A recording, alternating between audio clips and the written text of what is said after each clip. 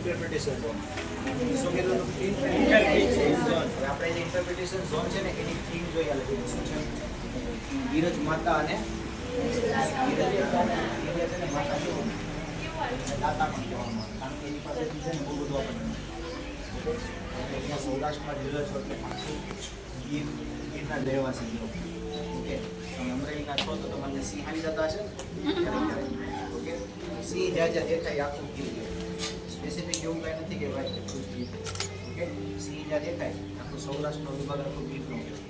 Okay, એની વિશેની બીજી માહિતી આપી છે. પરદેશી વસાહતો ખબર છે. નેસડા નામ સાંભળ્યું છે? છે આમાંથી કોઈ નેસડું કોઈ નથી.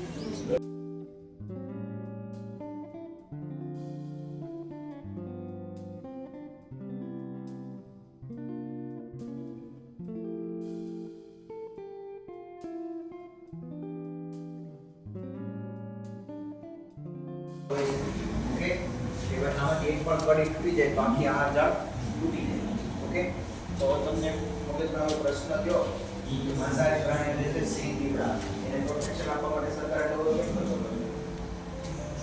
કેમ કે પ્રાણી લુપ્ત થતા જાય. લુપ્ત થતા જાય. લુપ્ત શું કરવા પડે? બરોબર.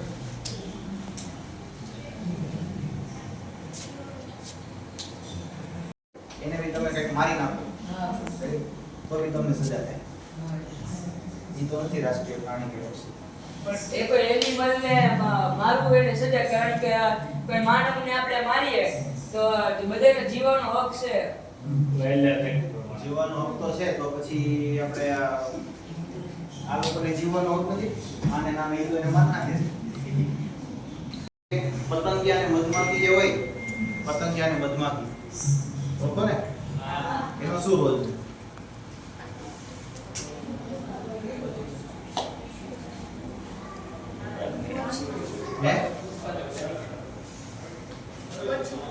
એકદમ આફ્રિકા. ઓકે, તો પરદેશી વસાહતો જે પહેલાની આવેલી છે તો હજી ત્યાં ને ત્યાં વસેલી છે. 1972 વન્યજીવ સંરક્ષણ અધિનિયમ બન્યો ને એની પહેલા એ લોકો રહે છે. એની સિવાય બીજા અંદર કોઈને જવાની કઈ એન્ટ્રી નથી હોતી. સીધી વાત છે. એ હજી પણ ત્યાં લોકો રહે છે એટલે એ લોકોને ખાલી અનુમતિ છે. એની સિવાય બીજા કોઈ અનુમતિ નથી. એની સિવાય બીજું ગીર માટેનું ગીત બનાવેલું. તમને કોઈને પોએમનો અને કોઈકનો શોખ હોય, ઓકે, છે તો પાડી દે. બીજી વસ્તુ બધી મેપ આપેલું છે. શેનો મેપ? હે, પણ તમે જો ઊભા છો તો ક્યાં છે? આંબળી સફારી પાર્ક આની અંદર તો છે ને. ગીર જંગલ. હે, ગીર જંગલ. તો આ શેનો મેપ છે? રાષ્ટ્રીય ઉદ્યાન, નેશનલ પાર્ક. બ્રાઉન કલરનું જે દેખાય છે વાઇલ્ડ સેન્ચ્યુરી, વન્ય પ્રાણી અભયારણ્ય. ઓકે, તો બંનેમાં ડિફરન્સ કોઈને ખબર છે? 7મું 8મું ભણવાવાળા કોણ છે?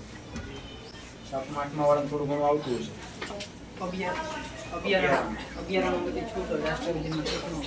હા, થોડું ઘણું સાચું બોલ્યા. ઓકે, વાઇલ્ડ લાઈફ અભયારણ્ય. ઓકે, કોઈ પણ એક સ્પીસી, સમજી લો કે આ ગીર છે તો સિંહને સંરક્ષણ આપવા માટે અભયારણ્ય બનાવવાનું, એને અભયારણ્ય કહેવાય.